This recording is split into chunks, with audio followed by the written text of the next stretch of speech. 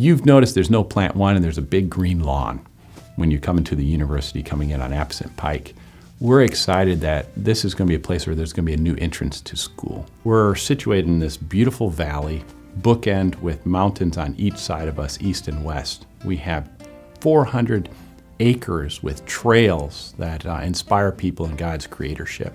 And now we have some exciting things that are going on the other side of campus, bauxite, and I think what we're going to be calling Fenton Forest.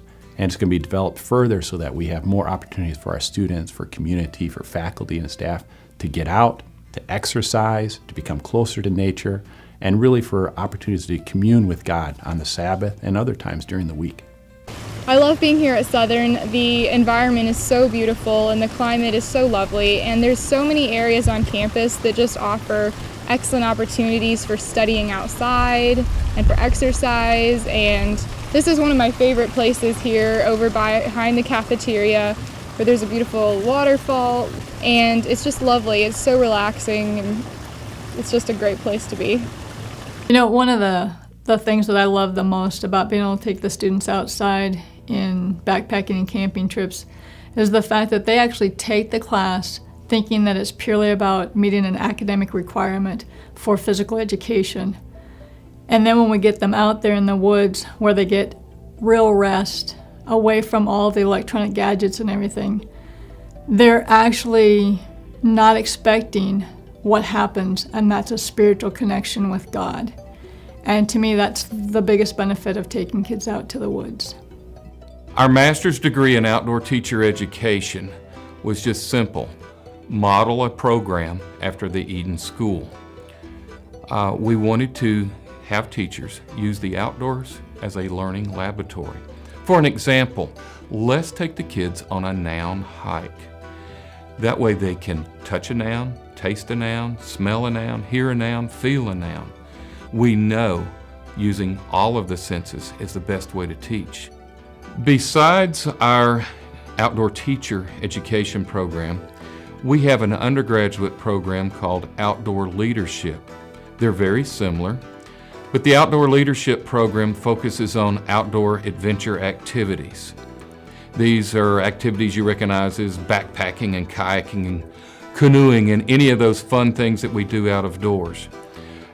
We find that our undergraduate students love those type of programs, and there are jobs available for them in these areas. They both are still the same focus on using nature to connect humans with their Creator. I once had a student who went with me on an experience where the idea was to teach them leadership. And he, about halfway through, just voiced to the group, said, you know, I'm not a leader. And I had the opportunity later that day to sit alone by the campfire with him and explore what he meant and what he was afraid of. And he grabbed hold after that conversation, and the next day took his leader of the day and probably did better than anybody else on the whole trip.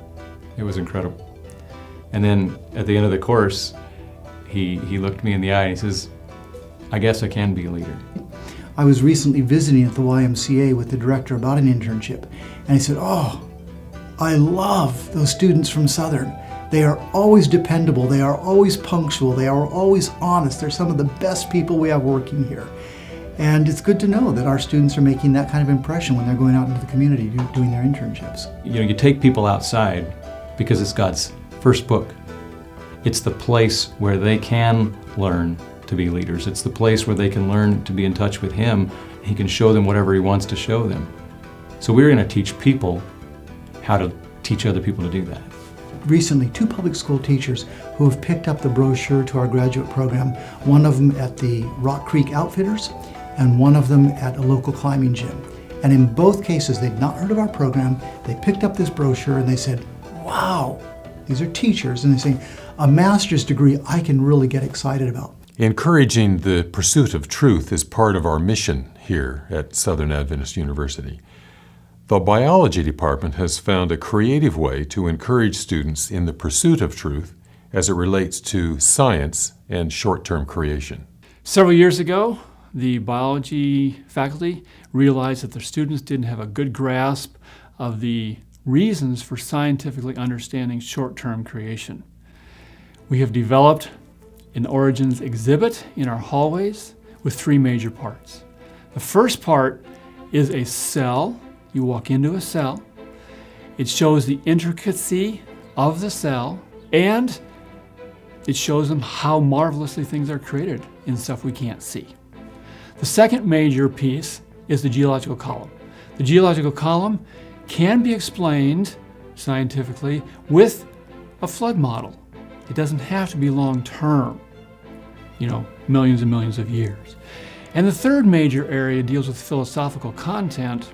So we try to see what science can do, what it can't do, and where it's weak, then it opens the opportunity for an intelligent designer or a creator God. Wholeness is another part of our mission here at Southern Adventist University.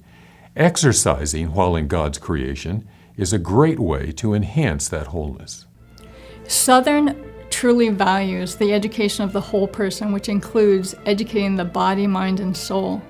So much so that in the recent years, we've actually created a quality enhancement plan that looks at taking care of the students from a physical standpoint, where we now have 4 different activity classes that are required.